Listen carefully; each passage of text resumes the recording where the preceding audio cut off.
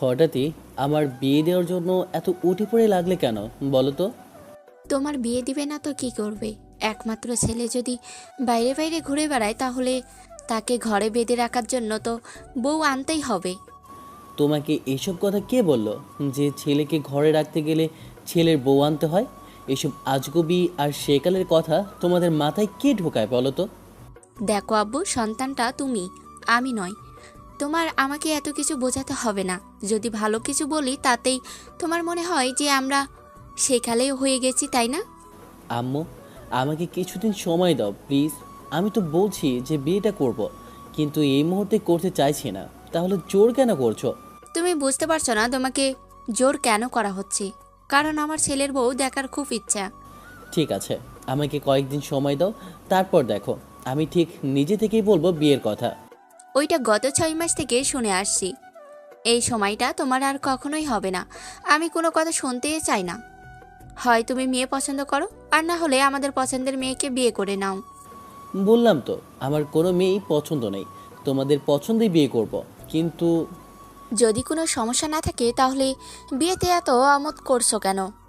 আর সব সময় এরকম মুখ ভার করে থাকো, এটা দেখতে কি আমাদের ভালো লাগে? বউ আসলে এগুলো ঠিক হয়ে যাবে, দেখো। এমনিতেই হবে, বউ আসুক বা না আসুক, এটা কোনো ফ্যাক্ট না। আমি অত কথা শুনতে চাই না। যেটা বলেছি সেটাই হবে। তুমি কাল আমাদের সাথে গিয়ে ওই মেয়েটাকে দেখবে। আর যদি না যাও আর বিয়েটা যদি না করতে চাও তাহলে আর আমাকে আম্মু বলে ডাকার দরকার নেই। এতদিন যেভাবে ঘুরে ফিরে বেরিয়েছো সেভাবেই ঘুরে ফিরে বেড়াও। আমাকে আর কোনো কথা বলতে আসবে না। এই কথার পিঠে কিন্তু জবাবটা এরকম হয় না আম্মু। তাহলে কি জবাব দেবে আমাকে? একটা সামান্য বিয়ে করতে বলেছি, আর তুমি সেটাই করতে পারছো না। আমি তো বলেছি যে বিয়ে করব, কিন্তু এখন করব না সেটা বলছি। কিন্তু আমি বলছি আমার এখনই ছেলের বউ চাই। বাসাতে লোকজনের অভাব, আর তুমি কিনা বিয়ে পরে করবে বলে আমাকে ঘোরাচ্ছ। গত 6 মাস যাবৎ এসব কথা শুনছি, আর কোনো কথা শুনতে চাই না। কেন? তোমার মেয়ে কি করে? বাসায় মানুষের অভাব হলে কি করে? চারজনই তো রাতে দেখা হচ্ছে। তোমার জলজান্ত একটা মেয়ে থাকছে কিনা, থাকতে কিনা বলছো বাসায় মানুষ নেই? শোনো, তোমার বোন আছে, পড়ালেখা আর তাদের ফ্রেন্ড সার্কেল নিয়ে। আর কি এত বাসায় থাকার সময় আছে? আর মেয়ের বিয়ে দিয়ে দিব, সে তো অন্য কোথাও চলে যাবে। তাই আগে থেকে খুব দরকার আমার। তুমি কাল আমাদের সাথে যাবে আর মেয়েটাকে দেখবে। আমার মনে হয় ওকে দেখার পর তুমি বিয়ে করতে চাইছিলে না, সেই সিদ্ধান্ত তোমার পরিবর্তন হবে। আমার সিদ্ধান্ত আর কখনই হ্যাঁ বা না হবে না। তোমরা যেটা বলবে সেটাই হবে, কিন্তু একটু সময় লাগবে।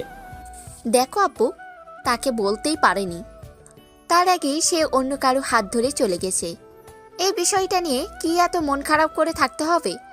এমন না তার সাথে সম্পর্ক ছিল, আর সম্পর্ক থাকলেই বাকি। আজকালকার দিনে এগুলোর কোনো দাম আছে? যেখানে 2 4 5টা প্রেম করে তারপর গিয়ে বিয়ে করে দিব্যি সংসার করছে, সেখানে তোমার এটা কোনো সমস্যা নয়। ওসব কথা কেন তুলছ? যার কথা বলতে চাইছি তার কথাই বারবার কেন আমার সামনে তুলতে হবে? ওই জন্যই বলছি, বিয়েটা করলে দেখবে বউ আসলে সব ভুলে যাবে। বইয়ের আদর যত্ন আর ভালোবাসায় সব কিছুই ভুলে যেতে পারে মানুষ। তাই যদি হতো তাহলে মানুষ 2 4টা বিয়ে করতো, সব কিছু ছেড়ে ছুড়ে পালানোর চেষ্টা করতো না। আমার কোনো কথাই কিন্তু তুমি রাখো না। এই কথাটা অন্তত তো রাখো প্লিজ আব্বু। আম্মু একটা ইচ্ছা পোষণ করেছে, বলতে পারো তোমার আম্মুর ইচ্ছা। যেহেতু কাউকে আর পছন্দ নেই তাহলে এই বিয়েটা অন্তত তো করে নাও। আম্মু বারবার রিকোয়েস্ট করাতে ঈশানও একটু হাসার চেষ্টা করে আম্মুকে জড়িয়ে ধরে বলতে লাগলো, ঠিক আছে আম্মু, তোমাদের যখন এতই ইচ্ছা তাহলে বিয়েটা করে নেব। এবার খুশি তো? ঈশানের কথাতে আম্মু বেজায় পরিমাণে খুশি হলো। খুশি হয়ে ছেলের সারা মুখে চুমু দিল, কপালে চুমু খেয়ে মাথায় হাত বুলিয়ে দিয়ে বলল, খুশি? খুশি? আমি অনেক খুশি। আমার জীবনের সবচেয়ে বেশি খুশি। মেয়েটাকে বিয়ে করো, দেখো অনেক ভালো থাকবে। অনেক মিষ্টি একটা মেয়ে। এই যুগে এমন মেয়ে পাওয়াটা খুবই টাফ। আমার কিছু জানার দরকার নেই, তোমাদের পছন্দ হয়েছে তাতেই হবে। রাতে আব্বু বাসায় আসলে আব্বুর সাথে আম্মু বিষয়টা নিয়ে আলোচনা করলো। আব্বু মেয়ের বাসার লোকজনের সাথে কথা বলল, মেয়ে কেমন কি কোথায় পড়ালেখা করেছে ঈশান তার কিছুই জানে না, তবে শুধু আম্মুর পছন্দ বলেই বিয়ে করতে রাজি হলো।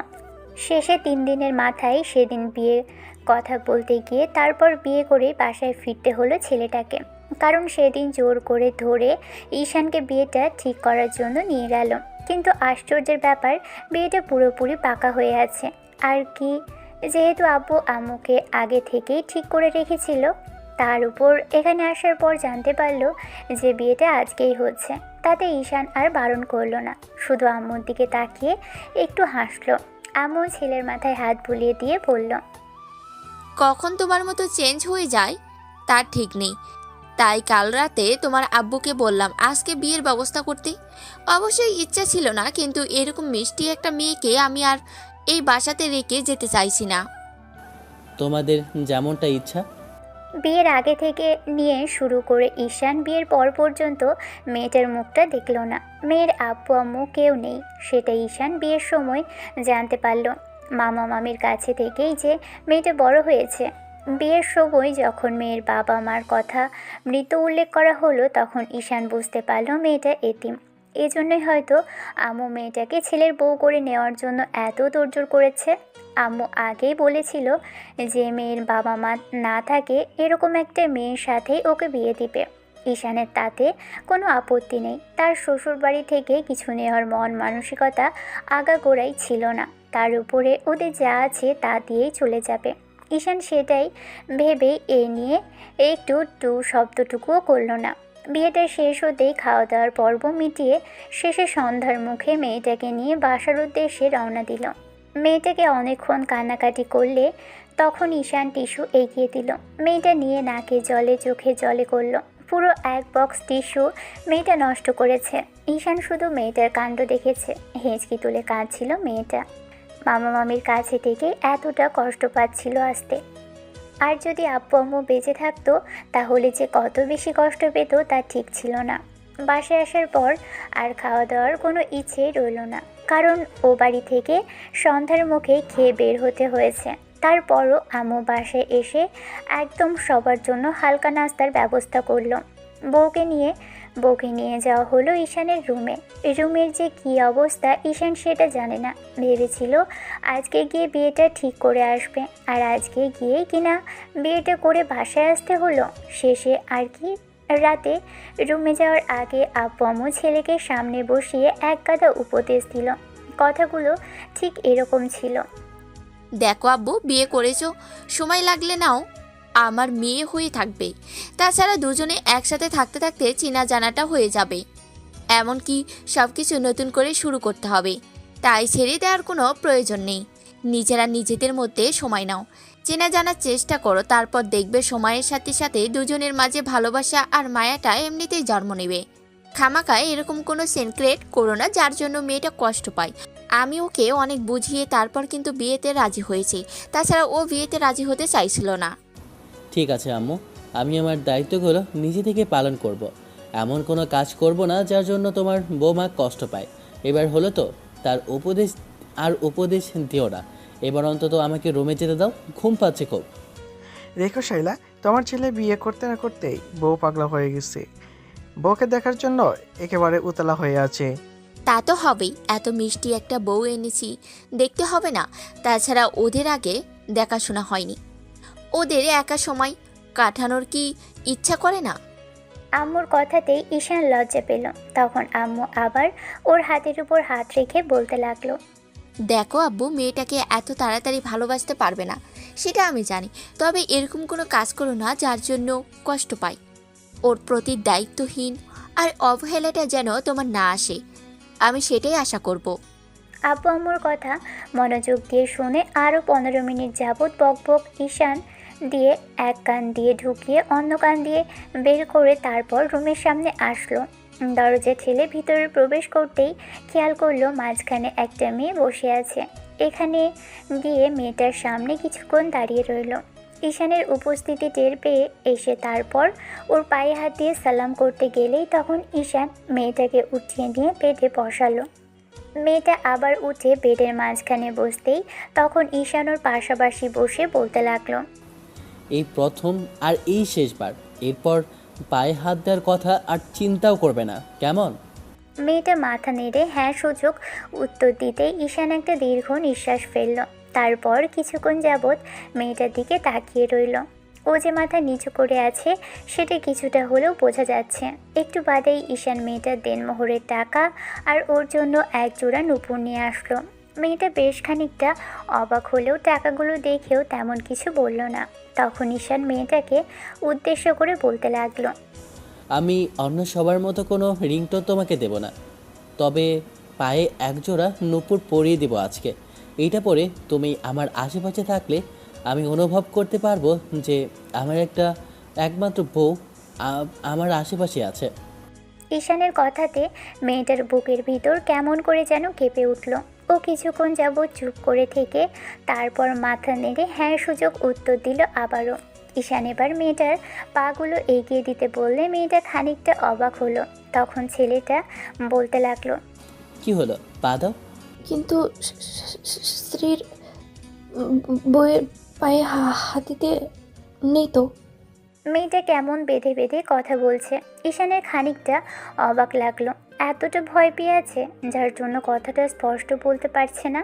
ছেলেটা একটু হাসার চেষ্টা করে ওর একটা পায়ে হাত দিতে গেলেই মেয়েটা ওর হাতটা ধরে ফেললো আর কাঁপা কাঁপা কণ্ঠে বলতে লাগলো, প্লিজ এমন কিছু করবেন না, তাহলে আমি অনেক অপরাধী হয়ে যাব। স্বামী স্ত্রীর পায়ে হাত দিতে নেই। কোনো সমস্যা নেই। আর তুমি এত ভয় পাচ্ছ কেন? আমি নিজে থেকে দিয়েছি। এমন তো না যে তোমার কাছে আমি পা ধরে মাপ চাইছি। স্বামী হিসেবে ভালোবেসে তোমার পায়ে নূপুর জোড়া পরিয়ে দিতেই চাইছি, তাতে এত সমস্যা কিসে? ঈশান আরও কয়েকবার বলতেই মেয়েটা পাগুলো এগিয়ে দিল। একে একে দুই পায়ে ঈশান নুপুরগুলো পরিয়ে দিয়ে কিছুক্ষণ তাকিয়ে রইল। মেয়েটা আবারও আগের মতোই বসতেই এবার ঈশান ওর ঘোমটাটা তুলল। মেয়েটাকে দেখতে অপূর্ব সুন্দরী, আম্মু যা বলেছিল তার থেকে অনেক বেশি সুন্দরী। ঈশান মিনিট পাঁচেক যাবৎ মেয়েটার মায়াবী মুখের দিকে তাকিয়ে রইল। ও যে চোখ বন্ধ করে রেখেছে আর অনেক আগে থেকেই, হয়তো লজ্জায় আর না হলে নার্ভাস ফিল করছে সেজন্য। কিছুক্ষণ যাবৎ ঈশান মেয়েটার মুখের দিকে তাকিয়ে থেকে তারপর আপনা আপনি উচ্চারণ করলো, মাশাআল্লাহ, তুমি যে এত সুন্দর হবে আমি কখনো কল্পনাও করিনি। আম্মুর জোরাজুরিতে বিয়েটা করলাম, কিন্তু আম্মু যখন বলেছিল যে তোমাকে দেখলে নাকি আমি নিজে থেকেই বিয়ে করতে রাজি হব, তখন কেন জানি কথাটা বিশ্বাস হচ্ছিল না। কিন্তু এখন বিশ্বাস হচ্ছে কেন এই কথা বলেছিল। এমন মিষ্টি একটা মেয়েকে যে আগে কখনো দেখিনি আমি। ঈশানের কথাটা মেয়েটার শরীরটা কেমন যেন কেঁপে উঠল। ঈশান বুঝতে পারছে যে ও লজ্জায় এরকম নার্ভাস ফিল করছে। কিছুক্ষণ যাবৎ ঈশান মেয়েটার মুখের দিকে তাকিয়ে থেকে এবার একটা হাত এক হাতের মুঠোয় নিয়ে আরেক হাত মুখের পাশে রেখে বলতে লাগলো, তোমার নামটা কিন্তু আমি তখন জানলেও আমার মনে নেই, নামটা বলো। আর এমন লজ্জা পেলে কেমন লাগে বলো তো? হাজারবার রিকোয়েস্ট করার পর মেয়েটা পিটপিট করে চোখ খুলে তাকালো, কিন্তু ঈশানের চোখের দিকে বেশিক্ষণ তাকিয়ে থাকতে পারল না। তারপর মেয়েটার নামটা আরেকবার জিজ্ঞেস করতেই ও বলতে লাগলো, মৌ। কি ব্যাপার, তুমি এত নার্ভাস ফিল করছো কেন? আর তোমার কথা এত বাজছে কেন? না মানে আসলে ও ওটাই তো আমার মেইন সমস্যা। মেয়েটা অসহায় কণ্ঠে কথাটা বলল। তাতে ঈশানের কেমন যেন সন্দেহ হলো। তখন ও বলল, সমস্যা মানে? কিসের সমস্যার কথা বলছো তুমি? না মানে ঠিক মতো বলতে পারি না। এক কথায় আমার কথাগুলো এমন জড়িয়ে আসে আর পেতে পেতে আসে। তার মানে? আমি অনেকটাই তোতলা। মজা করো না তো আমার সাথে। দেখো, আমি এসব পছন্দ করি না। আর এমনিতেও কিছু বলার থাকে তাহলে বলো, এত মজা করতে হবে না। সত্যি বলছি, আমি একটু তোতলা। তাছাড়া আমার ফ্রেন্ড সার্কেল থেকে শুরু করে নিয়ে আমার বাসার আশেপাশের লোকজন পর্যন্ত এসব বিষয় নিয়ে আমাকে অনেক কথা বলতো। সেই জন্য বাসা থেকে বের হতাম না। সবাই এসব কথা বললে আমার খুব খারাপ লাগতো জানেন। মেয়েটার বলা কথাগুলো ঈশানের কেমন যেন লাগলো। বেশ খানিকক্ষণ চুপ করে থেকে ঈশান মেয়েটাকে ছেড়ে দিয়ে তারপর উঠে দাঁড়ালো। ছেলেটার এমন কাণ্ডে ঈশান খানিকটা অবাক হলেও ওর দিকে তাকিয়ে তারপর হন হন করে রুম থেকে বেরিয়ে গেল। ঈশানের এমন কাণ্ডে মৌ বেশ খানিকটা ভয় পেয়ে গেল। অন্যদিকে ঈশান এগিয়ে গিয়ে আব্বু আম্মুর রুমের সামনে গিয়ে ডাকাডাকি করতেই ওরা বেরিয়ে আসলো। ঈশানকে এই অসময় রুমের সামনে দাঁড়িয়ে থাকতে দেখে এবার আম্মু বলতে আরম্ভ করলো। কি হয়েছে আব্বু, তুমি এখন আবার আমাদের রুমের সামনে যে? কোনো সমস্যা হয়েছে? আম্মু, এরকম একটা কাজ কেন করলে তোমরা? কিরকম কাজ করলাম? আর কি সমস্যা হয়েছে আমাকে বলো। তোমরা জানতে না এই মেয়ে কথা ঠিক মতো বলতে পারে না, ও তোতলা, আর কথা বলতে গেলে সব জড়িয়ে যায়। হ্যাঁ জানতাম তো, আর তোমাকে এটা বলা হয়নি। আসলে ওর একটু সমস্যা আছে। স্বাভাবিক থাকলে তেমন করে বাদে না, তবে একটু ভয় পেলে আর নার্ভাস হলে আর অতিরিক্ত খুশিতে নাকি এরকম কথা জড়িয়ে আসে তা। জেনে শুনে এরকম একটা মেয়ের সাথে তোমরা আমায় বিয়ে দিলে, আর এখন এসে এই কথা আমাকে বলছো আগের থেকে? দেখো আব্বু, এটা কোনো সমস্যা না। তাছাড়া এই সাধারণত বিষয়টাকে এরকম হার্ডলি দেখার কিছু নেই। সাধারণভাবে দেখলেই হয়, আবার অসাধারণভাবে চিন্তা করলেই সমস্যা। তাই বলে আমি কোনো কথা শুনতে চাইছি না। এটা ওর একটা সাধারণ সমস্যা। প্রত্যেকটা মানুষেরই কোনো না কোনো অপূর্ণতা আছে। ময়ের এটুকুই ছাড়া তুমি ওকে দেখেছো যে ওর কোথাও কোনো ত্রুটি আছে? এমন একটা মেয়েকে যে কেউ বিয়ে করতে চাইবে? তাছাড়া এই সামান্য বিষয়টা কোনো অসুবিধাই না। তুমি অসুবিধা মনে করলেই অসুবিধা, আর মানিয়ে নেওয়ার চেষ্টা করলে সেটা তোমার কাছে আর কোনো সমস্যা মনে হবে না। এখন কথা না বলে রুমে যাও। এটা তোমরা আমার সাথে ঠিক করলে না। একটাবার তোমাদের অন্তত আমাকে জানানো উচিত ছিল। জানালে কি হতো? জানালে তুমি বিয়ে করতে না, তাই তো? আর সাধারণ একটা বিষয় নিয়ে এরকম সিনক্রেট করছো কেন এই রাত দুপুরে? আর সামান্য একটা বিষয় নিয়ে এত সুন্দর আর এত মিষ্টি একটা মেয়েকে ছেলের বউ না করে বাসায় চলে আসবো? এই জন্য বোধ হয় এই মেয়েটাকে অন্য কেউ বিয়ে করছিল না, তাই তো? আর একটা বাজে কথা বলবে না তুমি। এসবের জন্য কিন্তু তোমাকে আমি এতদিন ধরে বড় করিনি। তাছাড়া কার সামনে কিভাবে কথা বলতে হয় সেটা তুমি খুব ভালো করেই জানো। এই সাধারণ বিষয় নিয়ে এরকম সিন ক্রিয়েট করো না। মেয়েটা বউ হয়ে এ বাড়িতে এসেছে, মানিয়ে নেওয়ার চেষ্টা করলেই ভালো থাকবে। এমনভাবে কথা বলছো যেন এটা ওর একটা অন্যায়। এটা উপরওয়ালা প্রদত্তর একটা সমস্যা। এমন তো না যে এর জন্য সারা জীবন তুমি ওর কথা বুঝতে পারবে না। কদিন গেলেই বুঝতে পারবে। তাছাড়া কথা তো বলতে পারে, এমন তো নয় যে বোবা কাউকে এনেছি। তাই বলে আর একটা কথা না ঈশান, এসব কথা যদিও শুনতে পাই তাহলে কষ্ট পাবে। এখন যাও, রুমে যাও, ওর সাথে গিয়ে কথা বলো।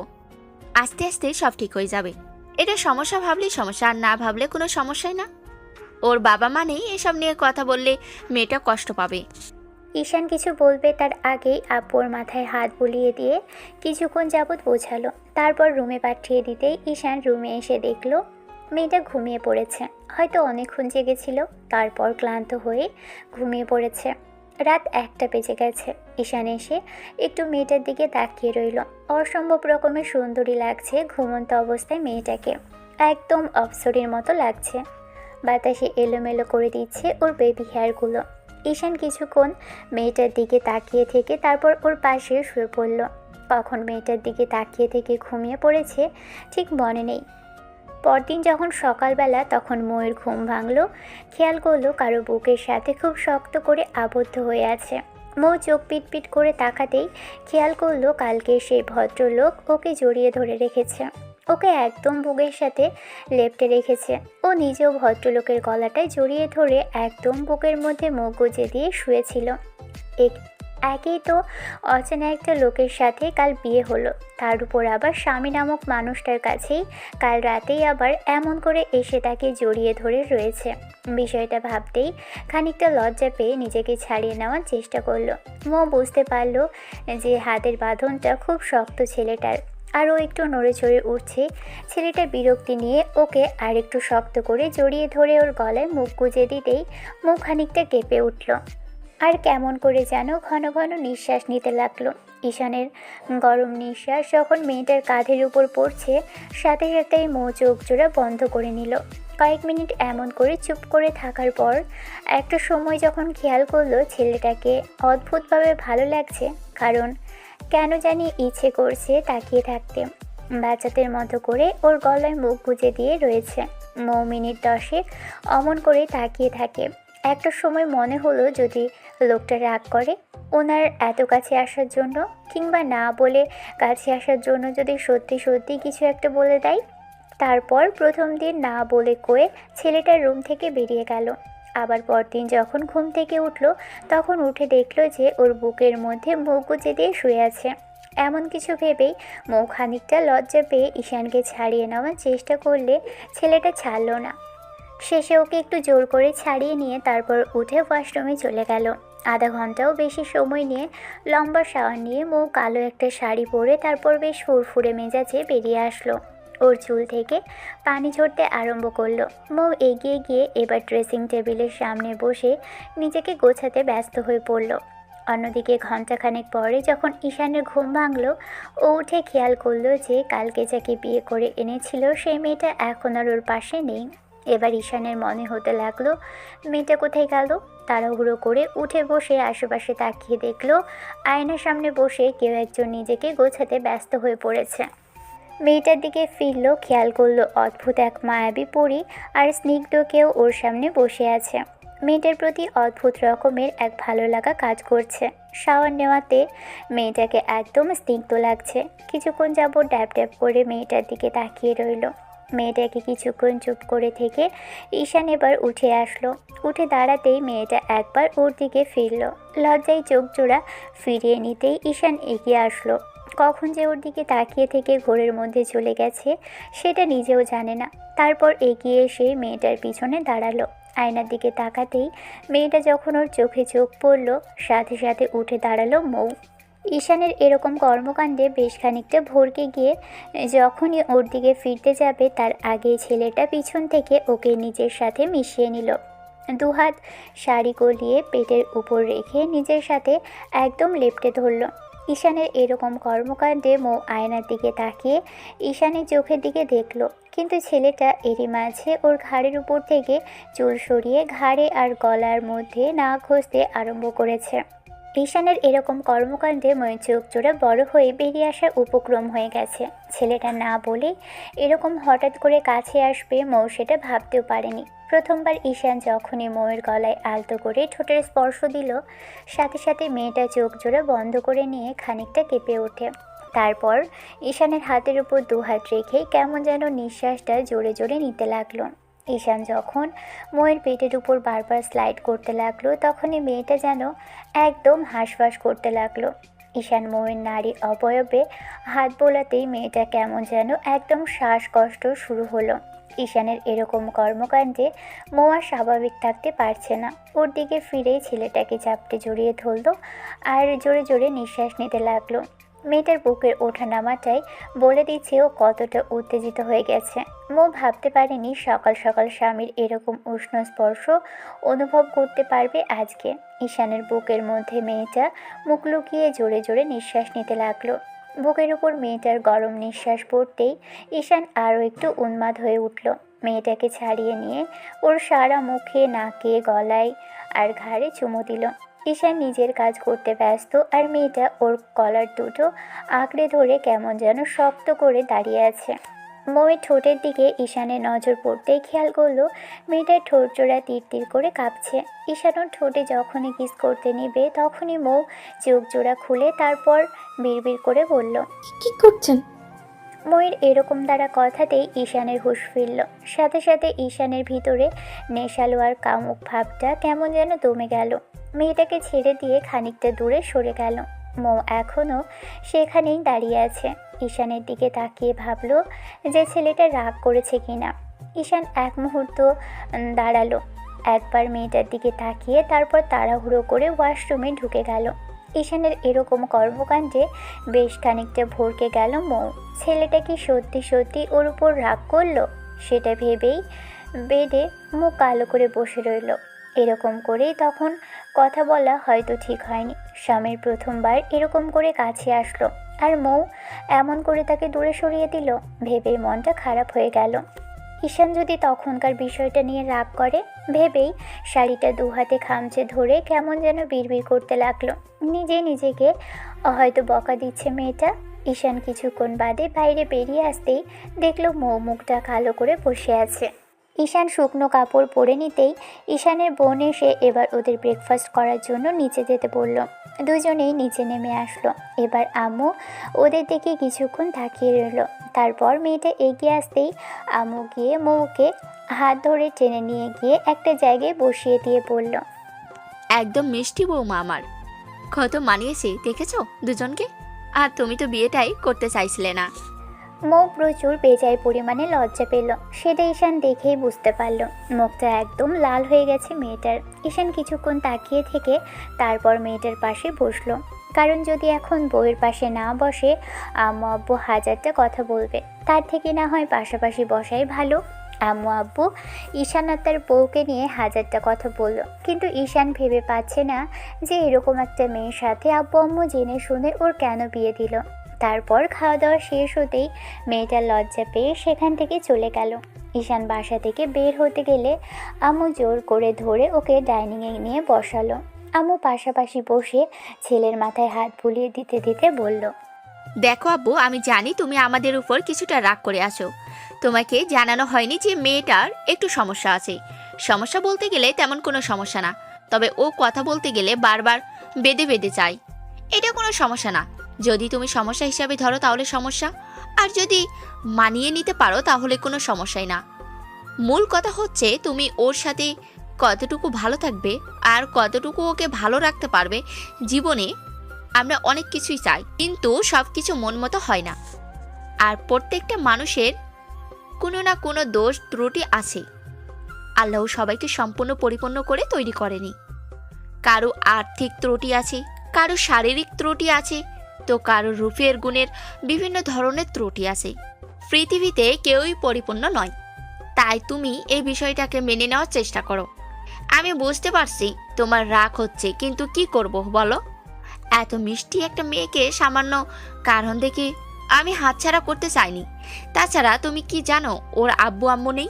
কাল বিয়ের সময় আমি বুঝতে পেরেছি ওর আব্বু আম্মু নেই। আব্বু আম্মু আর সবার সারা জীবন বেঁচে থাকে না। ওর আব্বু আম্মু একটা রোড অ্যাক্সিডেন্টে মারা গেছে।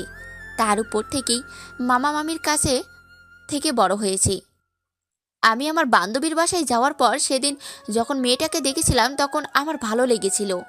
তারপর ছাদে যখন মেয়েটাকে বসেই থাকতে দেখি তখন আমার বান্ধবীর কাছ থেকে শুনলাম ওর বাবা মা বেঁচে নেই।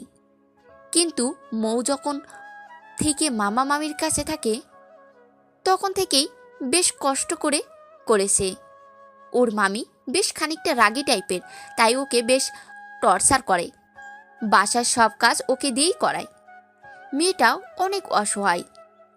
তার উপর ওর মামির এরকম টর্চারে ও কান্নাকাটি করত। মামির সংসারে থাকাটা যে কতটা কষ্টের সেটা আমি জানি, কারণ আমি একটা মেয়ে হয়ে মেয়ের কষ্টটা আমি ঠিকই বুঝতে পারি। তার উপর এই সামান্য কারণে ওর বিয়েটা হচ্ছিল না, তাই অনেকবার দেখতে এসে রিজেক্ট করে দিয়েছে। কিন্তু আমি সবটা জানার পর সিদ্ধান্ত নিয়েছিলাম যে ওর বিয়েটা হবে, আর সেটা আমার ছেলের সাথেই। এত মিষ্টি একটা মেয়েকে আমি হাতছাড়া করতে চাইনি। তুমি এই নিয়ে যদি রাগারাগি করো কিংবা ওর সামনে কিছু বলো তাহলে মেয়েটা কষ্ট পাবে আর উপরওয়ালা নারাজ হবে, কারণ তিনি তাকে যাকে যেমন খুশি তৈরি করে। ওর এত রূপগুণ দেওয়ার পরও আল্লাহ সামান্য ত্রুটিটুকু ওর মধ্যে রেখেছে। সৃষ্টিকর্তা ওকে যেভাবে দেখতে পছন্দ করেছে ঠিক সেভাবেই তৈরি করেছে। এখন এই সামান্য বিষয়ে যদি তুমি রাগ করে থাকো তাহলে ও অনেক কষ্ট পাবে।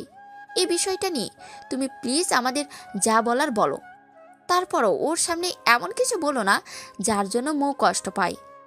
তোমার মানিয়ে নিতে সমস্যা হলে সময় নাও, কিন্তু এখনই ওকে এমন কিছু বলো না যার জন্য কষ্ট পায় মেয়েটা। কিন্তু আম্মু, তোমাদের আমাকে বিষয়টা বলা উচিত ছিল। বললে কি করতে? বিয়েটা ভেঙে দিতে? করতে চাইতে না, সেটা আমি খুব ভালো করেই জানি। দেখো আব্বু, তুমি বলেছিলে আমাদের যেমন খুশি তেমন মেয়ের সাথে তোমার যেন বিয়ে দেই। এখন তেমন কারোর সাথেই তোমার বিয়ে দিয়েছি। এই সামান্য কারণে এত মিষ্টি একটা মেয়েকে আমি ছেলের বউ করতে হাতছাড়া করতে চাইনি, তাই তোমাকে না জানিয়ে কাজটুকু করেছি। তোমার রাগ জেদ থাকলে সেটা নিয়ে আমার সাথে রাগারাগি করো, কিন্তু ময়ের সামনে এমন কিছু বলো না যার জন্য ও কষ্ট পায়। মেয়েটা নিজেই এই জন্য রাজি হতে চাইছিল না, জানো। আমাকে বলেছিল যে কয়েকবার বিয়ের সম্বন্ধ এসে বিয়েটা ভেঙে গেছে শুধু কারণটার জন্য। আর আমি যেন তোমাকে বিষয়টা জানাই। সব জানার পর যে তুমি রাজি হবে না সেই জন্যই আমি জানাইনি। এখন এসব নিয়ে যদি ঝামেলা করো তাহলে ও কষ্ট পাবে। আমার খুশির জন্য যখন বিয়েটা করেছো তাহলে না হয় আমার খুশির জন্য সংসারটা করার চেষ্টা করো। দেখো অনেক ভালো থাকবে তুমি। ভালোবাসাটা যখন হয়ে যাবে তখন এটাকে তোমার কাছে কোনো সমস্যাই মনে হবে না। তখন শুধু তুমি ওর ভালোবাসাটাই খুঁজবে। ঈশান আম্মুর কথাগুলো মনোযোগ সহকারে শুনল। কিছুক্ষণ যাবৎ আম্মু ছেলেকে বুঝিয়ে রুমে পাঠালো। মেয়েটা বেডে বসে আছে। ঈশান আসতেই মেয়েটা বেড থেকে উঠতে গেলে তখন ঈশান ওর দিকে ফিরে বলতে লাগলো, কি হলো, উঠলে কেন? বসো। মৌ মাথা হ্যাঁ সূচক নেড়ে সোজা উত্তর দিয়ে এবার ঈশানের সামনাসামনি বসলো।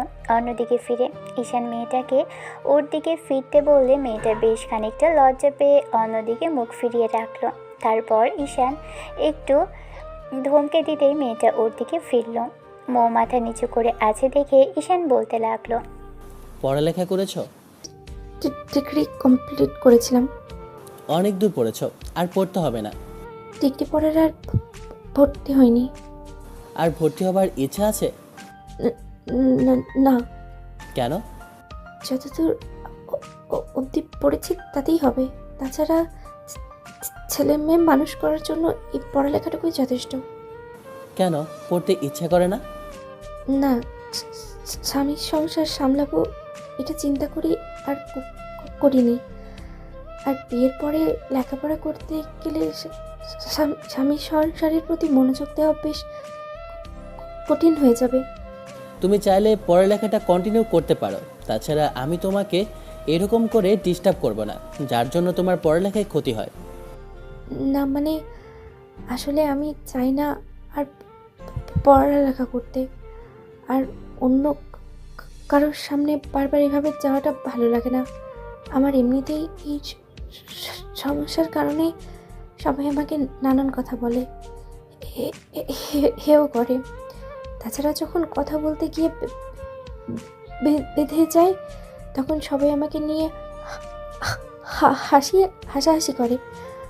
আমি চাই না নতুন করে আর কেউ হাসাহাসি করুক। এইরকম কেন মনে হলো? সবাই যেমনটা ভাবে তেমনটাই তো বললাম। মিনিট খানেক দুজনের মাঝে নীরবতা বিরাজ করার পর একটা সময় মৌ বেশ খানিকটা অস্বাভাবিক বেঁধে যাওয়া কণ্ঠে বলল, মনে হয় এসব জানার পর আপনি অনেকটা কষ্ট পেয়েছেন, তাই না? যে আপনার বউ আর 10টা মেয়ের মতো কথা বলতে পারে না। সবচেয়ে বড় কথা, আপনি অবাক হয়েছেন যে আমি এমন বলে। সত্যি বলতে কি, আমি না আম্মুকে বারবার বলেছিলাম আপনাকে বিষয়টা জানাতে। আমি বুঝতে পারিনি যে আপনাকে জানানো হয়নি। আমি যদি জানতাম তাহলে আগেই বিয়েতে বারণ করে দিতাম। আমার কিছু করার ছিল না, জানেন। আম্মু বলেছিল যে আপনি সব জানার পরেই রাজি হয়েছেন, কিন্তু জানতাম না যে আম্মু আমাকে পছন্দ করে বলে আপনার বউ করে নেওয়ার জন্য এইটুকু মিথ্যে আমাকে বলেছে। আপনি অনেক কষ্ট পেয়েছে, তাই না? কে বা চাই এরকম একটা অস্বাভাবিক মেয়েকে বিয়ে করতে বলেন? আগেই তো 4টা বিয়ে ভেঙেছে। তারাও ঠিক একইভাবে কারণ দেখিয়ে এক এক এক এক গাদা যুক্তি দেখিয়ে বিয়েটা ভেঙে দিয়েছে।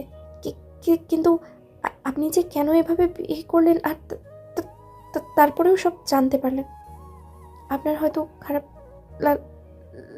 লাগছে, তাই না? আপনার জীবনে এসে আমি আপনাকে একটা ঝামেলার মধ্যে ফেলে দিল। মেয়েটার কথাগুলো বলে মন খারাপ করে রইল। ওর চোখে পানি টলমল করছে। মেয়েটা মাথা নিচু করে ফ্লোরের দিকে তাকিয়ে আছে। তখনই ঈশান ওর হাত ধরে নিচের দিকে ফেরালো। তারপর চোখের পানিটা মুছে দিতেই মেয়েটা বেশ খানিকটা আবেগী হয়ে কান্না করে দিল। ঈশানের একটা হাত মৌ 2 হাতের মুঠোয় নিয়ে কপালে ঠেকিয়ে কিছুক্ষণ যাবৎ কান্নাকাটি করলো। ঈশান ওকে কাছে টেনে নিয়ে চোখের পানি মুছিয়ে দিয়ে আলতো করে বুকের সাথে জড়িয়ে ধরে ময়ের মাথাটা বুকে চেপে ধরে বলতে লাগলো। সত্যি বলতে আমি কিছুটা অবাক হয়েছিলাম, আবার ভাবলাম যে এটা কোনো সমস্যা না। যদি সমস্যা হয় তো আমি মানিয়ে নেব। তোমার এই সমস্যাটা আছে বলেই কি তোমার কোনো অধিকার নেই কারোর সাথে ভালো থাকার? তাছাড়া আমি তো আছি। আর আমি কি তোমাকে কখনো বলেছি যে আমার সমস্যা হচ্ছে? কাল যদিও একটু অবাক হয়েছিলাম, কিন্তু তারপরে বুঝতে পারলাম যে এইটা নিয়ে বাড়াবাড়ি না করাই ভালো। আল্লাহ তাআলা মানুষকে সৃষ্টি করলেও কোনো না কোনো ত্রুটি তাদের মাঝে রেখেই দেয়। কেউ পরিপূর্ণ নয় কোনো দিক থেকে, তাই এসব নিয়ে আর কখনো ভাববে না, কেমন? ঈশানের এরকম কথা শোনার পর মেয়েটা আবেগী হয়ে ওকে জাপটে জড়িয়ে ধরে ফুপিয়ে কেঁদে উঠল। ঈশান কিছুক্ষণ বইয়ের মাথায় হাত বোলাতেই মেয়েটা যখন বুঝতে পারল সদ্য বিয়ে করা জামাইটা ওকে এমন করে বুকের মাঝে লুকিয়ে রেখেছে, মেয়েটা তখন লজ্জা পেয়ে দৌড়ে ওয়াশরুমের দিকে চলে গেল। কিছুক্ষণ বাদে ফিরে এসে দেখলো মৌ ব্যালকানিতে দাঁড়িয়ে আছে। তখন ঈশান বলতে লাগলো। আমি বাসায় আছি সারাদিন বউয়ের সাথে কাটাবো বলে, আর বউ দূরে দূরে থাকছে। ঠিক আছে, আমি বাইরে চলে গেলে যেন আমার জন্য আবার কেউ টেনশন না করে। ঈশানের এরকম তারা কথাতে এবার মৌ তাড়াহুড়ো করে রুমে আসলো। মাথায় ঘুমটা দিয়ে মেয়েটা এগিয়ে আসতেই ঈশানের বেশ খানিকটা অবাক লাগলো। এই যুগের মেয়েরা আবার মাথায় ঘুমটাও দেয়। মেয়েটা এসে এবার চোখ জোড়া নামিয়ে নিয়ে ঈশানের সামনে দাঁড়িয়ে রইল। ঈশান ওকে বসতে বললে মেয়েটা বসলো। তারপর ওর দিকে কিছুক্ষণ মাথা নিচু করে ফিরে বসে রইল। কি হলো, আমার সাথে কথা বলতে ইচ্ছে করে না তোমার? না মানে আসলে সকালে ওরকম করে আপনাকে বাধা দিলাম। আমি ভেবেছিলাম আপনি আমার উপরে রাগ রাগ করেছেন। যদি কিছু বলেন, যদি রেখেছেন সেজন্য। রাগ করলে তো তখনই করতে পারতাম। এতক্ষণ পরে এসব কথা তোমার কেন মনে হলো?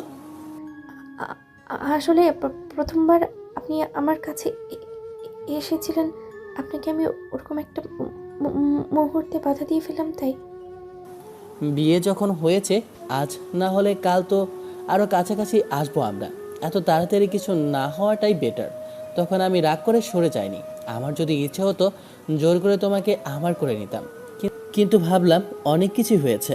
ওইটুকু ওই মুহূর্তের মধ্যে হলে তোমার উপর অন্যরকম একটা প্রভাব পড়বে। তোমার মনে হবে আমি শুধু তোমাকে বিয়ে করেছি তোমার সাথে এইসব সম্পর্ক করার জন্যই।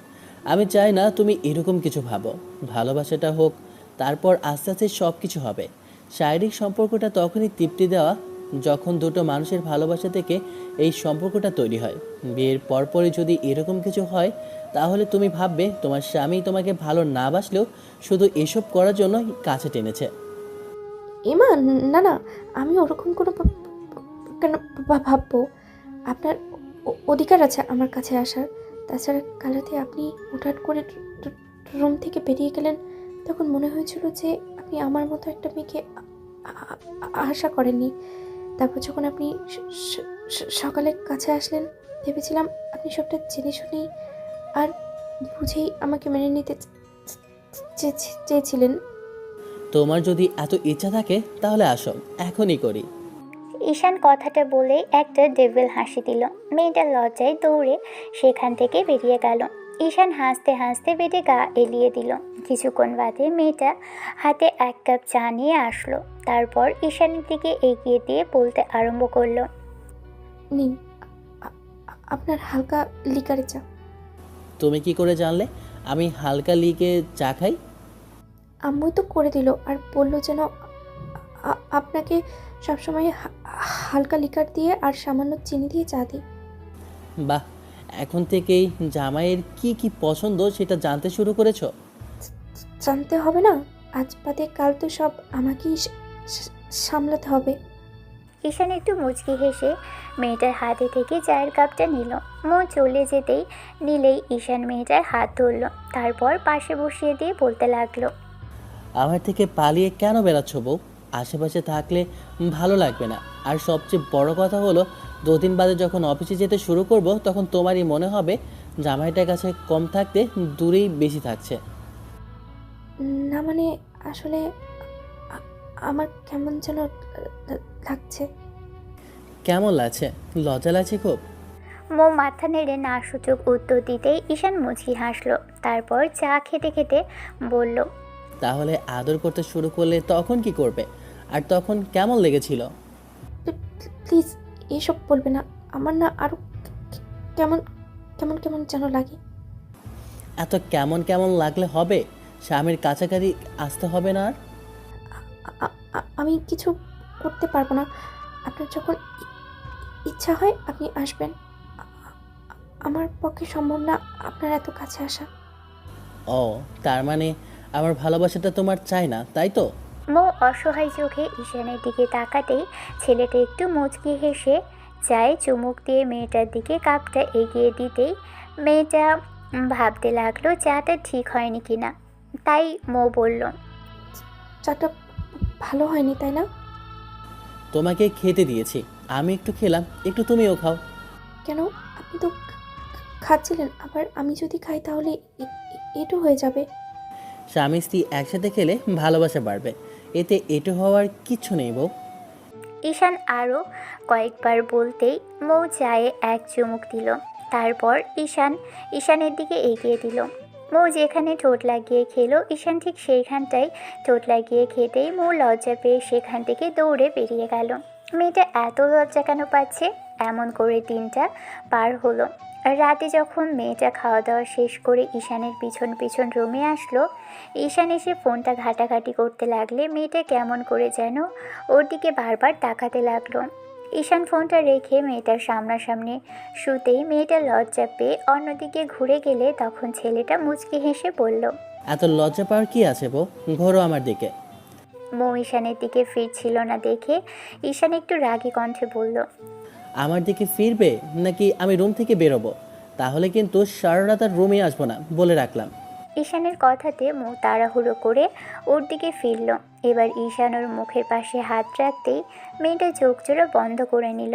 ঈশান নিজের ঠোঁট জোড়া এগিয়ে মৌয়ের কপালে চুমু খেতেই মেয়েটা ওর শার্টের কলারটা খামচে ধরে আর ঈশান বলে, এত লজ্জা পাওয়ার কি আছে? আজ বাদে কাল আমার বাচ্চার আম্মু হবে, তাহলে এখন এত লজ্জা পেলে কি হবে? মৌ চোখ জোড়া বন্ধ রেখেছে ঈশানের বুকে মাথা ঠেকিয়ে। কখন যে ঘুমিয়ে পড়েছে ঈশান জানে না।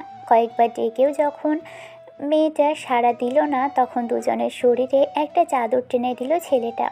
সবচেয়ে বড় আশ্চর্যের ব্যাপার, ঈশানকে শ্বশুর বাড়িতে যেতে হলো না। পরের বাড়িতে থেকে বড় হয়েছে মেয়েটা, তাই ঈশান আর জানতে চায়নি কেন শ্বশুর বাড়িতে যেতে হবে না। ঈশান আর আম্মুকে জিজ্ঞেস করেনি বিষয়টা। আর আম্মু ঈশানকে বলেছে যে মেয়েটা ওর মামা বাড়িতে অবহেলিত ছিল বলেই আর সব সময় ওর মামির কথা শুনতে হতো বলে এত তাড়াতাড়ি ওকে বিয়েটা করালো। এমন করে এক সপ্তাহ কাটলো। এক সপ্তাহ পরেই ঈশান মেয়েটাকে নিয়ে এদিক ওদিকে ঘুরতে বেরিয়ে আর যত আত্মীয় স্বজনের বাসা ছিল সবার বাড়ি থেকে ঘুরে আসলো। সবাই ওদের দুজনকে দেখে বলেছে বউটা সুন্দর হয়েছে আর দুজনকে বেশ ভালো মানিয়েছেও। যতবার মৌ কথাগুলো শুনেছে ততবার মেয়েটার লজ্জায় যেন পারে না মাটির ফাঁক হয়ে ঢুকে যায়। শেষে ঈশান সপ্তম দিনের মাথায় রাতে অফিসের কাজগুলো করতে লাগলে মৌ বলল, আপনি বাসাতেই কি অফিসের কাজ করেন? না, আসলে কালকে থেকে অফিসে যাব তো, তাই একটু গুছিয়ে নিয়েছি। বাসায় থাকলে তো সবসময় তোমাকে ডিস্টার্ব করি, আর তোমার তো এত লজ্জা লাগে যে স্বামীর কাছে আসতেও পারো না, লজ্জায় দূরে সরে যাও। সেজন্য চাইছি না তোমাকে আর ডিস্টার্ব করি বাসায় বসে থেকে। আমি কখনো বলেছি নাকি স্বামীর কাছে মেয়েরা একটু লজ্জা বেশি পায়? তার উপরে আপনি কি সব অসভ্য অসভ্য কথা বলেন, সেই জন্য আমার লজ্জাটা এত বেশি লাগে। তাই যখন অসভ্য কাজগুলো করে দেখাবো তখন আরও লজ্জায় শেষ হয়ে যাবে, পরের দিন আর আমার দিকে তাকাতেও পারবে না। ঈশানের কথাতে মৌ লজ্জায় লাল হয়ে গেল। ঈশান কাজে মনোযোগ দিলে মেয়েটা মন খারাপ করে রইল। রাতে ঈশানকে মেয়েটা হাজারটা কথা বলল, ছোটবেলায় কি কি করতো আর কি করেছে, কোথায় কি গিয়েছে, আম্মু আব্বুর কাছে থাকতে কি করেছে, সবটাই বলেছে। ঈশান ভাবলো মেয়েটা সেসব বিষয় পছন্দ করে, চেষ্টা করবে ওর সামনে সেগুলো প্রেজেন্ট করার, তাতে হয়তো মেয়েটা কিছুটা খুশি হবে। ছোটবেলায় যখন বোঝার বয়স হলো তখনই বাবা মাকে হারিয়েছে, তাই তেমন করে কোনো কিছু করার আর সুযোগটা হয়ে ওঠেনি। পরদিন সকালবেলায় ঈশান যখন ব্রেকফাস্ট করে রেডি হয়ে তারপর বের হচ্ছিল, তখন মৌ বেশ মুখ গোমড়া করে পেটে বসেছিল। ঈশান চলে যেতে নিয়ে আবারও ফিরে আসলো। মো একবার ঈশানের দিকে তাকিয়ে চোখ ফিরিয়ে নিতেই ঈশান হাত ধরে টেনে ওঠালো। তারপর কোমর জড়িয়ে ধরে নিজের সাথে মিশিয়ে মুখের একপাশে হাত রাখতেই মেয়েটা লজ্জায় লাল হয়ে গেল। ঈশান মোয়ের কপালে ছোট্ট ঠোঁট ছোঁয়াতেই মেয়েটা চোখ জোড়া বন্ধ করে নিল আর কেমন যেন মুখটা কালো করে রেখে বলতে লাগলো, বলছিলাম কি আর কয়েকটা দিন পর থেকে গেলে হয় না? ঈশান বউয়ের কথাতে ফিক করে হেসে ফেলল।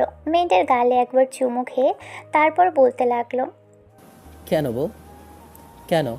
বউ কি আমাকে খুব মিস করবে? এই 7 দিন এই বউয়ের কি জামাইয়ের জন্য এত ভালোবাসা হয়েছে?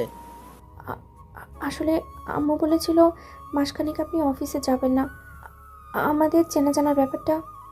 তুমি একটু স্বাভাবিক হও, তারপর না হয় আমরা কাছাকাছি আসবো আর বাসায় বসে থাকবো। বাসায় বসে থাকলে তো অলস হয়ে যাব। তাছাড়া দূরে থাকলে ভালোবাসাটা পারবে। তুমি আমাকে কল করবে, আমি তোমার খোঁজ খবর নিব। তুমি আমাকে মিষ্টি করে আপনি করে ডাকবে।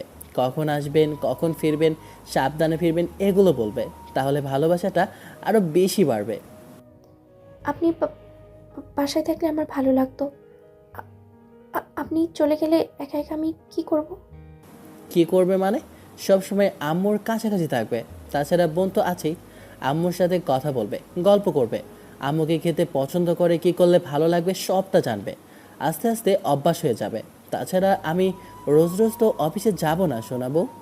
কথাটা বলেই ঈশান আবারও মেয়েটার গালে একটা কিস করে ছেড়ে দিল।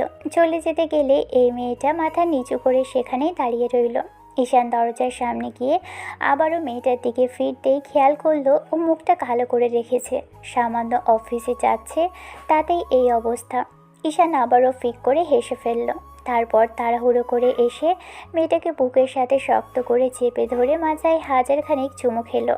তারপর মুখটা তুলে ঠোঁটে আলতো করে ঠোঁট ছোঁয়াতেই মেয়েটা কেঁপে উঠল। কিছুক্ষণ চুপ করে দাঁড়িয়ে রইল দুজনে। মেয়েটা ওর বুকের মধ্যে চুপটি করে রইল মিনিট 5। ঈশান মেয়েটাকে একটা সময় ছাড়িয়ে নিয়ে তারপর আবারও কপালে চুমু দিয়ে বাসা থেকে বেরিয়ে গেল। সারাদিনের এদিকে ওদিকে সাথে কেটে গেল। দুপুরে ঈশানকে কল করতে ইচ্ছে করলো, কিন্তু কল করে কথা বলতে পারবে না স্পষ্টভাবে, তাই মেসেজ করলো। ঈশান মেসেজটা দেখেনি। তারপর যখন বাসায় আসার সময় হলো তখন ফোনটা হাতে নিতেই দেখলো মেয়েটা মেসেজ করেছে। ঈশান বউয়ের নাম্বারটা মিষ্টি বউ দিয়ে সেভ করে রেখেছিল। ঈশান মেসেজটা ওপেন করতেই দেখলো ওখানে লেখা ছিল, দুপুরে খাবারটা খেয়ে নেবেন সময় মতো। ঈশান মুচকি হাসলো। ইচ্ছে হলো মেয়েটার জন্য কিছু একটা নিয়ে যেতে। তারপর আর এক মুহূর্ত দেরি করলো না। মেয়েটার জন্য কিছু গোলাপ আর কিছু চকলেট নিয়ে বাসায় ফিরল। আম্মু ঈশানের হাতে এগুলো দেখে বেশ খানিকটা মুচকি হাসলো। বুঝতে পারলো যে ছেলে বউয়ের সাথে মানিয়ে নেওয়ার চেষ্টা করছে।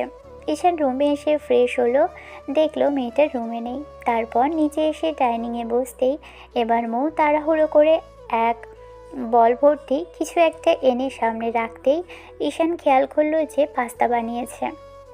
নাস্তা করার জন্য ঈশান মুচকি হাসলো। তারপর মেয়েটা চলে যেতে নিলেই ঈশান ওর হাত ধরে পাশে বসিয়ে বলতে লাগলো, আমি বাসায় আসলে একটু আমার কাছেও তো আসতে পারো, তা না করে রান্নাই করতে লেগে পড়েছো।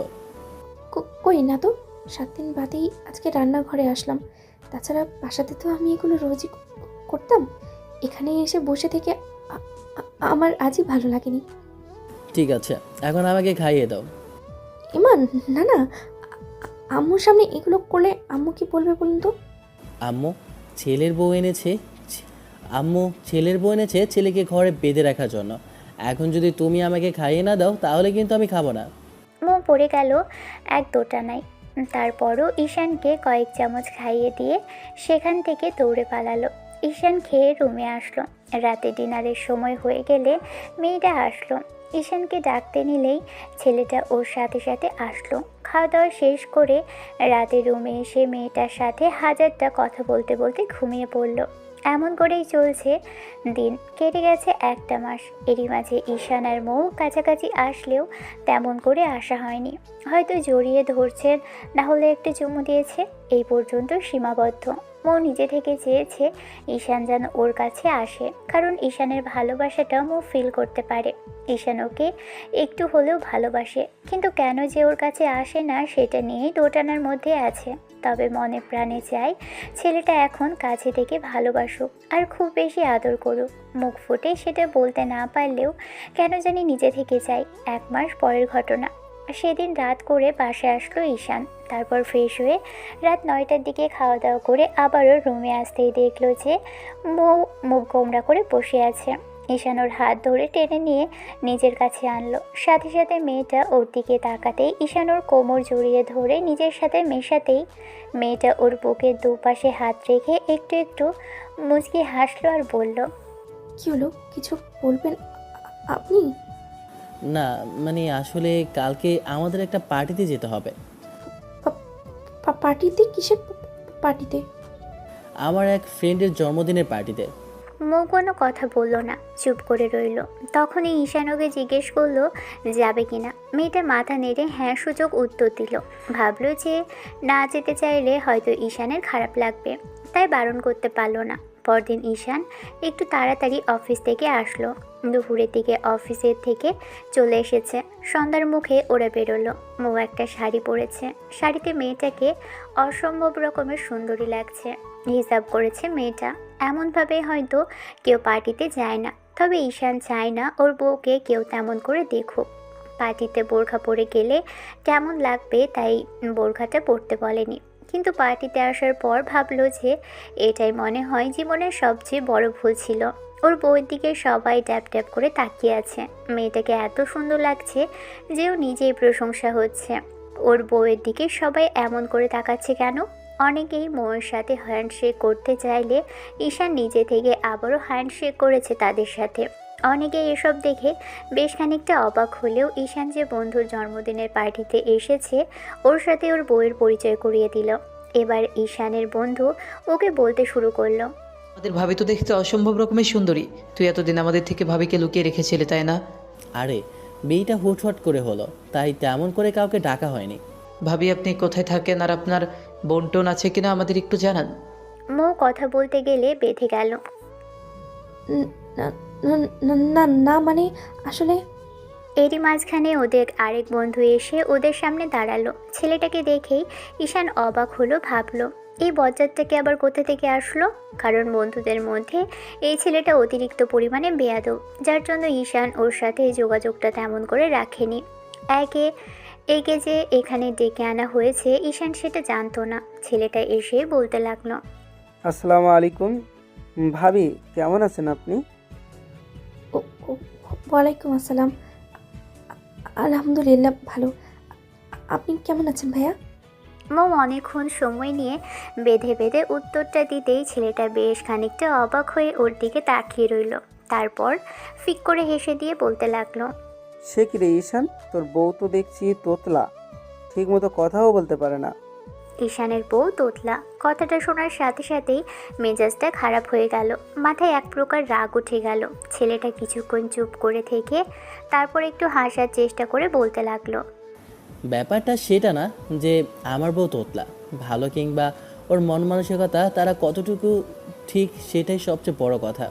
আর দুজনে ভালো আছি, দুজনে কতটুকু ভালো আছি সেটাই সবচেয়ে বড়। ও কেমন কি আমি সেটা দেখতে চাই না। ও আমার তো আমারই। এত সুন্দরী একটা মেয়েকে বিয়ে করেছিস, তাও আবার সে তোতলা, তার উপর আবার এখন এসে এমন করে কথা বলছিস। সেদিন তো কলেজে খুব বড় বড় কথা বলেছিস যে তুই বিয়ে করলে তাকে সবাই হা করে তাকিয়ে থাকবে। মন মানসিকতা তোর নিচু, আর নিচুই রয়ে গেলি তাই না? শোন, আগে নিজেকে ঠিক কর, তারপর চিন্তাধারা অন্যরকম করিস। সবচেয়ে বড় কথা, তুই যাদের সাথে ঘুরিস তার থেকেও 1000 গুণে ভালো আমার বউ। আর কাদের সাথে কার তুলনা দিচ্ছি? তোদের মতো কোনো কলকাল নিয়ে আমি ঘুরি না। আমি যাকে বিয়ে করেছি সে আমার কাছে অপসরী। ওর যতটুকুই অপূর্ণতা থাকুক তারপরেও ও আমার জন্য যথেষ্ট। তাই বলে একটা তোতলা মেয়েকে বিয়ে করেছে?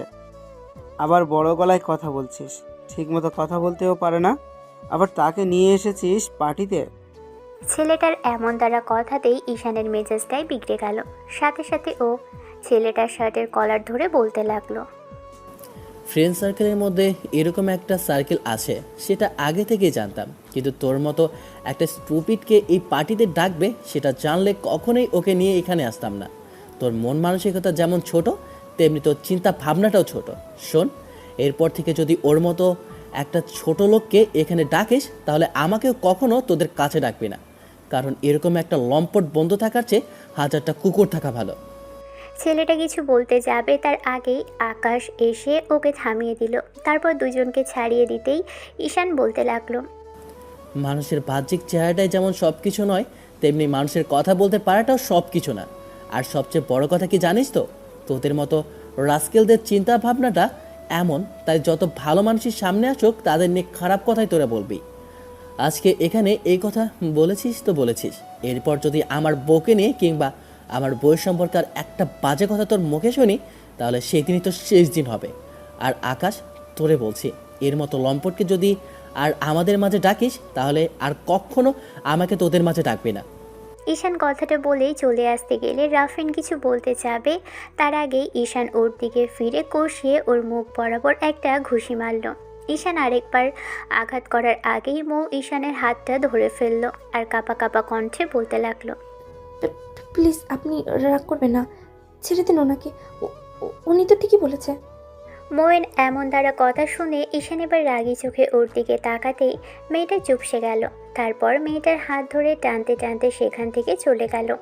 আকাশ ঈশানকে পিছন থেকে ডাকলেও ঈশান দাঁড়ালো না, দুজনে বাহিরে চলে আসে। ঈশান জোর করে মেয়েটাকে গাড়িতে ওঠালো, তারপর ড্রাইভ করতে আরম্ভ করলো। এবার মৌ যখন কিছু বলতে যাবে তার আগেই ঈশান একটা ধমক দিল। সাথে সাথে মেয়েটা বলতে লাগলো, ওরা তো ঠিকই বলেছে, আপনি তো রাগে চাচ্ছেন কেন? আমাকে নিয়ে মানুষ হাজারটা কথা বলবেই, আগেও বলেছে, আর এখানেও বলবে। এতে আমার খারাপ লাগে না, জানেন তো। কিন্তু আমার লাগে, আমার বউকে কেউ এইসব কথা বলতে পারবে না সামান্য সমস্যার কারণে। তোমার ভালোভাবে বাঁচার অধিকার নেই। আমি মানিয়ে করে নিতে পেরেছি, সেখানে ওদের সমস্যা কিসের আমি সেটাই বুঝতে পারছি না। তুমি আমার কাছে শেহজাদি, আমার রাজকুমারী, আমার একমাত্র বউ, আমার কলিজা।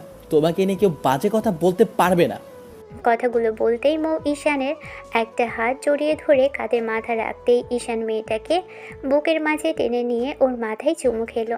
সারা রাস্তায় মৌ আর কোনো কথা বলেনি, ঈশানের বুকের মধ্যে লুকিয়ে পড়েছে। বাসায় এসে ঈশান মৌকে কোলে করে এনে বেডে শুয়ে দিয়েছে, তারপর ওর পাশে শুয়ে ওকে বুকের মধ্যে লুকিয়ে রেখেছে। পরদিন সকালবেলা ঘুম ভাঙতেই মৌ বুঝতে পারলো ঈশান রেগে আছে। কালকের বিষয়টা নিয়ে মন খারাপ ছিল বলে অফিসে চলে গেল। মৌ বুঝতে পারলো ঈশানের যখন রাগ হয় কিংবা মন খারাপ থাকে তখন কথা বলে না। তারপর অফিসে এসে কিছুক্ষণ কাজ শুরু করতেই আকাশের নাম্বার থেকে কল আসলো। কালকের বিষয়টা নিয়ে নাকি রাফিন ওখানে সিনক্রেট করেছে আর বলেছে নাকি ওর সাথে বোঝাপড়া আছে। এই বিষয়টা নিয়েই মেজাজটা খারাপ হয়ে গেল। একটু বাদেই আবার ম্যানেজার এসে বলল যে একটা মিটিংয়ে অ্যাটেন্ড করতে হবে। ঈশানও তাড়াহুড়ো করে মিটিংটা অ্যাটেন্ড করলো। মিটিংয়ে গিয়ে দেখলো সবাই হাজারটা ভুল করে বসে আছে। ঈশানের বেশ রাগ হচ্ছিল, তাই মিটিং রুমে বেশ কয়েকজনের সাথে সিনক্রেট করে বসলো। দুপুরে লাঞ্চ টাইমে প্রায় হয়ে আসছিল। এরই মাঝখানে মৌ ঈশানকে কল করলো। কয়েকবার কল করার পর যখন ফোনটা বাজলো তখন ম্যানেজার নাম্বারটা দেখে রিসিভ করে কানে দিতেই ওপাশ থেকে বলতে লাগলো, কোথায়? আপনি খেতে বসবেন না? স্যার মিটিংয়ে আছে, তাই বলছিলাম কি আপনি একটু ফোনটা ধরেন, আমি ওনাকে গিয়ে দিচ্ছি, কেমন?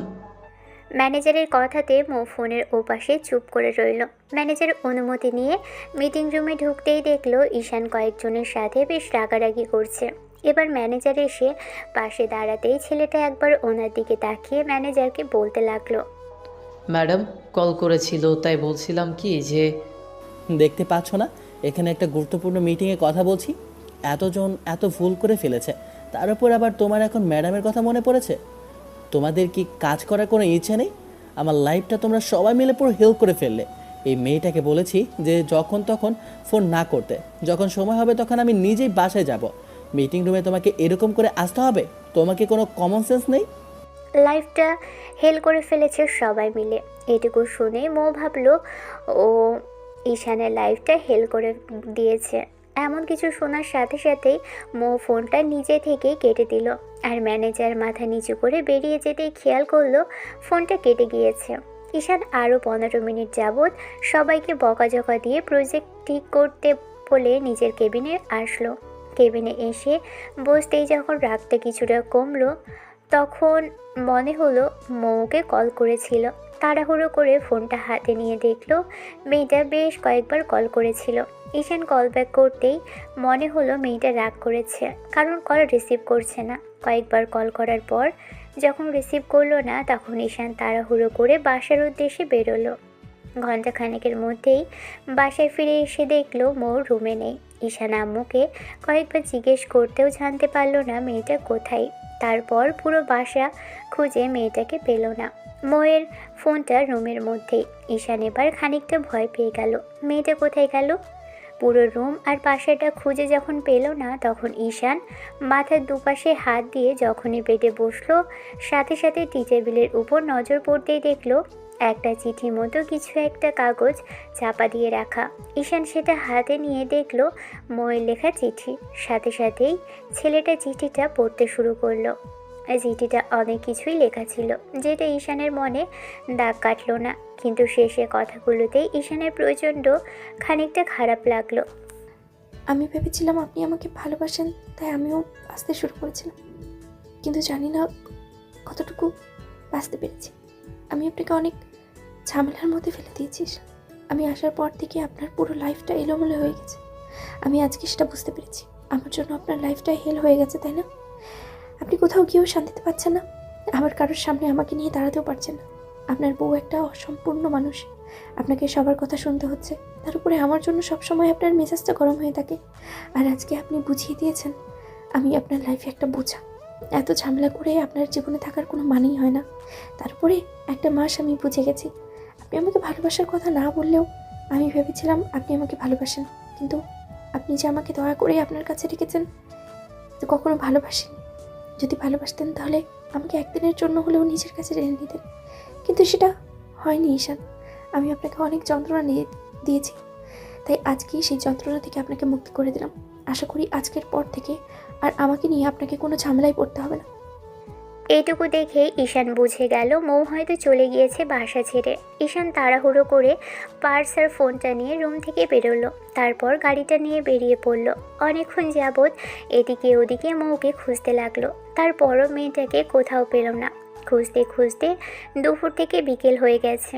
ঈশান এখনও হন্যে হয়ে গেছে মেয়েটাকে খুঁজতে খুঁজতে, তারপরও খুঁজে কোথাও পাচ্ছে না। ঈশানের মনে এবার ভয় কাজ করতে লাগলো। মেয়েটাকে তাহলে কি সত্যি সত্যি হারিয়ে ফেললো? তাহলে বাসায় এসে আম্মুকে কী জবাব দিবে?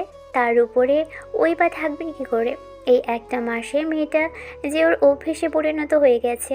মেয়েটাকে হয়তো কয়েকটা দিনেই বলে দিত, কিন্তু তার আগেই মৌ এরকম কিছু করবে ঈশান ভাবতে পারেনি। খুব রাগ হচ্ছে মেয়েটার উপর, আবার কষ্ট হচ্ছে যে কোথায় গেল। কোনো বিপদে পড়েনি তো? বিকেল 5টা বেজে গেছে, এখনও মেয়েটাকে খুঁজে পেল না। শেষে এক সময় হতাশ হয়ে একটা ব্রিজের কাছে এসে গাড়িটা থামিয়ে দিয়ে গাড়ির উপরে বসে পড়ল। তারপর কিছুক্ষণ চুলের দুপাশে খামচে ধরে ইচ্ছে মতো কান্নাকাটি করলো। একটু বাদেই আবার পিছন ফিরে গাড়িটিকে কয়েকবার সজোরে হাত দিয়ে আঘাত করে রাস্তার সাইডে বসে কিছুক্ষণ চুপচাপ রইল। একটা সময় মনে হলো সামনে দিয়ে কেউ একজন যাচ্ছে, যাকে খুব কাছে থেকে ঈশানের চেনা। বিষয়টা ভেবেই ছেলেটা সামনের দিকে তাকাতেই দেখলো মৌ আনমনে হেঁটে চলেছে আর কী সব যেন বিড়বিড় করছে। ঈশান তাড়াহুড়ো করে উঠে গিয়ে পিছন থেকে মৌয়ের হাতটা টেনে ধরলো। এত তাড়াতাড়ি যে মেয়েটাকে পেয়ে যাবে, আরও সামনে দিয়ে মেয়েটা হারিয়ে যাওয়ার জন্য পা বাড়াবে, সেটা ঈশান ভাবতে পারেনি। মেয়েটার হাত ধরে এবার পিছন ঘুরিয়ে ঈশান বুকের সাথে খুব শক্ত করে চেপে ধরল। ঈশানের মনে হচ্ছিল মেয়েটাকে সারা জীবনের জন্য হারিয়ে ফেলবে, কিন্তু আবার চোখের সামনে দেখে মনে হচ্ছে দেহে প্রাণ ফিরে পেয়েছে।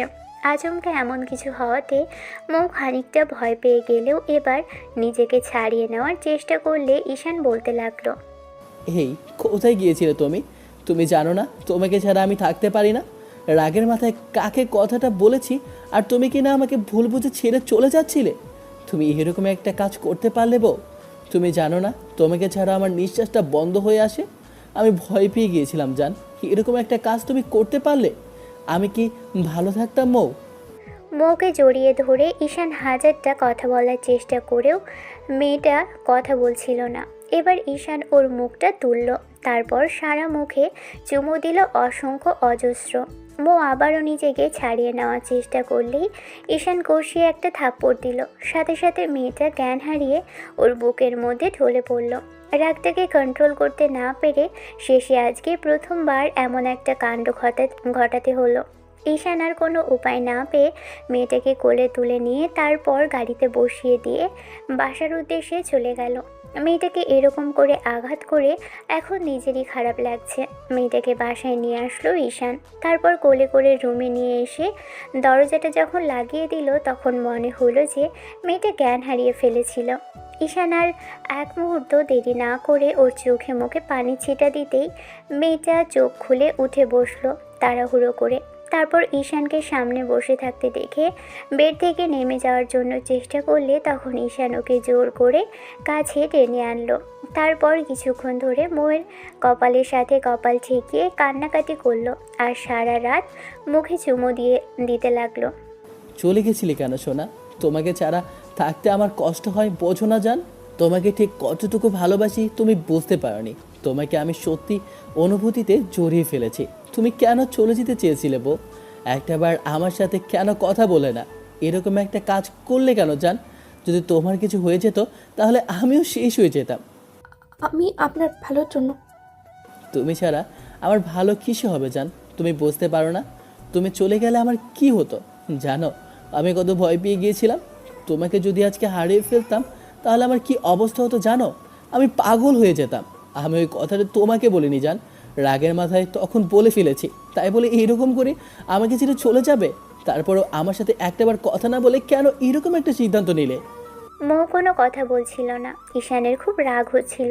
মৌ বারবার যখন বলছিল যে ওর ভালোর জন্য ছেড়ে চলে যাচ্ছিল তখন ঈশান মৌকে ছেড়ে দিল।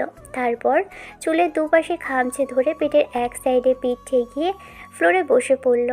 কিছুক্ষণ যাবৎ ফুপিয়ে কান্না করলো ছেলেটা। তারপর একটা সময় উঠে আশেপাশে কিছু খুঁজতে লাগলো।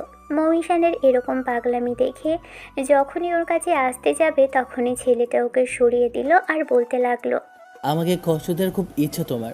আমাকে কষ্ট দিতে খুব বেশি ভালো লেগেছে তাই তো? আমাকে ছেড়ে যাওয়ার ইচ্ছে ছিল তোমার তাই না? আমি তোমার কাছেই থাকবো, কিন্তু তোমাকে ছেড়ে যাবো না।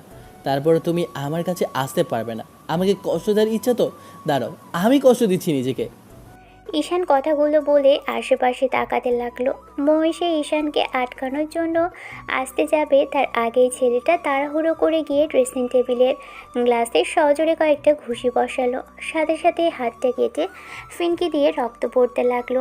ঈশানের হাতে এরকম রক্তের স্রোত বইতে দেখে মৌ তাড়াহুড়ো করে দৌড়ে আসলো। তারপর ওর হাতে ধরতে গেলেই ঈশান ওকে জোর করে সরিয়ে দিল। মৌয়ার উপায় না পেয়ে ঈশানকে পিছন থেকে শক্ত করে জড়িয়ে ধরে কেঁদে উঠল আর বলতে লাগলো, আমার ভুল হয়ে গেছে ঈশান, আর কখনো এরকম হবে না।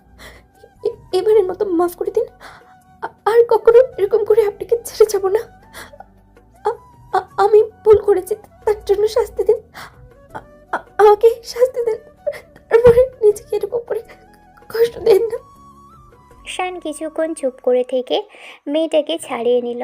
তারপর ওর দিকে ফিরে মুখের দুপাশে হাত রেখে ওর চোখে চোখ রেখে মুখটা খুব শক্ত করে চেপে ধরে মুখের কাছে মুখ এনে বলতে লাগলো, কে তোমাকে কিভাবে আমি জানি না, কিন্তু আমি তো তোমাকে বুঝতে পারি তাই না? বলো, তোমার কথা আমি বুঝতে পারি না? বলো মৌ, তুমি কিছু মুখ দিয়ে বলার আগেই তো আমি সেটা বুঝতে পারি। এই একটা মাসে কি আমি তোমাকে বোঝার জন্য যথেষ্ট চেষ্টা করিনি? বলো, যথেষ্ট ভালোবাসিনি তোমাকে বউ? শুধু ফিজিক্যালি ইন্টিমেটই হতে পারিনি, তাই জন্য কি তোমার মনে হয়েছে আমি তোমাকে ভালোবাসি না? বলো প্লিজ, বলো বউ। মৌ মাথা নেড়ে না সূচক উত্তর দিতেই ঈশান কিছুক্ষণ যাবৎ মেয়েটার সারা মুখে চুমু দিল। তারপর ওর গলায় আর ঘাড়ে কয়েকটা চুমু খেয়ে চোখের দিকে চোখ রেখে বলতে লাগলো, সবই যখন বুঝতে পারো, সবই যখন তোমার মাথায় আছে, তাহলে কেন চলে গিয়েছিলে? তুমি যখন নিজে থেকেই বলছো আমি তোমাকে বুঝতে পারি, তোমাকে ভালোবাসি, তাহলে কেন আমাকে ছেড়ে গিয়েছিলে বলো? তুমি খুব বেশি ভালো থাকতে, আমাকে ভালো রাখতে গিয়ে আমার জীবনের সবচেয়ে বড় কষ্টটা দিয়েছো আজকে। আমাকে কষ্টে দেখতে চাও তাই না? আমি আরও কষ্ট দেব নিজেকে। তোমার সামনে থেকে আমি নিজেকে কষ্ট দেব, দেখি তুমি কি করে সহ্য করতে পারো। ঈশান মেয়েটাকে ছেড়ে দিতে গেলেই মৌ উপায় না পেয়ে সামনে থেকে ঈশানকে খুব শক্ত করে আঁকড়ে ধরলো আর ফুপিয়ে উঠতে লাগলো। একটা সময় ঈশান মৌকে জোর করে ছাড়িয়ে নেওয়ার চেষ্টা করলে মৌকে আরও শক্ত করে শার্টটা খামচে ধরলো আর ফুপিয়ে ফুপিয়ে বলতে লাগলো, আমার ভুল হয়েছে ঈশান, প্লিজ মাফ করে দিন। আর কখনো এরকম হবে না। প্লিজ নিজেকে কষ্ট দিবেন না, আর কখনো এমন কাজ করবেন না, কখনো এসব বোঝাবে না। আমি তার জন্য নিজেকে কষ্ট দেবেন না। প্লিজ, আপনার করা প্রত্যেকটা আঘাত আমার কলিজায় গিয়ে লাগবে। আপনি জানেন না আমি আপনাকে কতটুকু ভালোবাসি। প্লিজ এরকম কিছু করবেন না। আমি অন্যায় করেছি, তার জন্য আমাকে শাস্তি দিন। যা খুশি তাই করেন, তারপরেও এরকম কিছু করবেন না প্লিজ। মৌ ঈশানকে কিছুক্ষণ বুকের সাথে চেপে ধরে রাখলো। অনেকক্ষণ যাবৎ নিজেকে শান্ত করার চেষ্টা করে যখন একটা সময় সফল হবে তখন মৌকে ছাড়িয়ে নিল। তারপর ওর সারা মুখে, নাকে, কানে আর ঠোঁটে চুমু খেলো। ঈশানও মেয়েটার চোখের পানি মুছিয়ে দিয়ে ঠোঁটে কিছুক্ষণ যাবৎ কিস করলো। একটা সময় মৌ ওর সাথে তাল মেলাতে লাগলো। ঈশান এবার হুটহাট করে মেয়েটাকে কোলে উঠিয়ে নিল, তারপর এগিয়ে এসে বেডে শুইয়ে দিল। ঈশানের এরকম কর্মকাণ্ডে মৌ একবারও চোখ খুলল না, তবে ঈশানের গলাটা জড়িয়ে ধরে রাখলো। ঈশান ওর পাশে শুয়ে পড়ল। মেয়েটাকে আদর করতেই ছেলেটা ব্যস্ত হয়ে পড়ল। শার্টের বোতামগুলো খুলে তারপর ফেলে দিল। মুখে অজস্র অসংখ্য চুমু দিয়ে ভরিয়ে দিতে লাগলো। রাগ করে থাকলেও এই মুহূর্তে বউকে ভালোবাসাটা আদর করার জেদ চেপেছে মাথায়, তাই বাধা দিল না ছেলেটাকে। মহিষানকে টেনে নিতে ছেলেটা এবার ময়ের বুকের উপর থেকে শাড়ির আঁচলটা সরিয়ে দিয়ে বুকে মুখ গুজে দিল। ঈশানের এরকম কর্মকাণ্ডে ময়ের লজ্জায় যেন যাই অবস্থা। মেয়েটা চুপ করে শুধু প্রিয় পুরুষের স্পর্শগুলো উপভোগ করে যাচ্ছে আর বারবার শিউরে উঠছে। ময়ের ইচ্ছে করছে আজকে ঈশানের এমন মাতাল করা ভালোবাসে মরে যেতে, কিন্তু ছেলেটা ইচ্ছে মতো আদরের মাত্রা বাড়িয়ে দিয়ে ভালোবাসার সাগরে ভাসিয়ে নিয়ে যাচ্ছে। ঈশান অসংখ্য অজস্র চুমু ঘাড়ে, গলায় আর পুরো শরীরে বিচরণ করতে লাগলো। একটা সময় মৌ বুঝতে পারলো যে ঈশান ওর নাভির কাছে গিয়ে আটকে গেছে। মৌ চোখ জোড়া খুললে খেয়াল করলো দুজনের শরীরটা পুরো উন্মুক্ত হয়ে গেছে। মৌ লজ্জায় চোখ জোড়া বন্ধ করে নিল। ঈশান কিছুটা স্বাভাবিক হলেও মৌয়ের এই নেশা নাভির দিকে তাকিয়ে থেকে তারপর আর নিজেকে সামলে রাখতে পারল না। ময়ের নাভিতে ঠোঁট দিয়ে স্পর্শ করতেই মেয়েটা শিউরে উঠল। বিছানার চাদরটা শক্ত করে খামচে ধরে ঘন ঘন নিঃশ্বাস নিতে লাগলো। মই ছটফটানিটাই বলে দিচ্ছিল ঈশানের ভালোবাসাটা ঠিক কতটুকু তীব্র হতে চলেছে। সময়ের সাথে সাথে ভালোবাসা তীব্র হলো। একটা সময় ঈশান মেয়েটাকে নিজের সাথে সম্পূর্ণরূপে মিশিয়ে নিল। মৌ ছেলেটাকে খুব শক্ত করে নিজের সাথে জড়িয়ে নিয়ে চোখ জোড়া বন্ধ করে রাখলো। ঈশানের ভালোবাসার তীব্র স্পর্শে মই চোখের কোণ বেয়ে অশ্রু গড়িয়ে পড়ল। ঈশান উষ্ণ অনুভব আর স্পর্শের সাগরে ভাসিয়ে নিয়ে গেল মৌকে। ভালো থাকুক ভালোবাসা। দেখা হচ্ছে অন্য কোনো দিন, অন্য কোনো গল্পে। ততদিন পর্যন্ত আপনারা সুস্থ থাকবেন, ভালো থাকবেন, আমাদের সাথেই থাকবেন। ধন্যবাদ। আল্লাহ হাফেজ।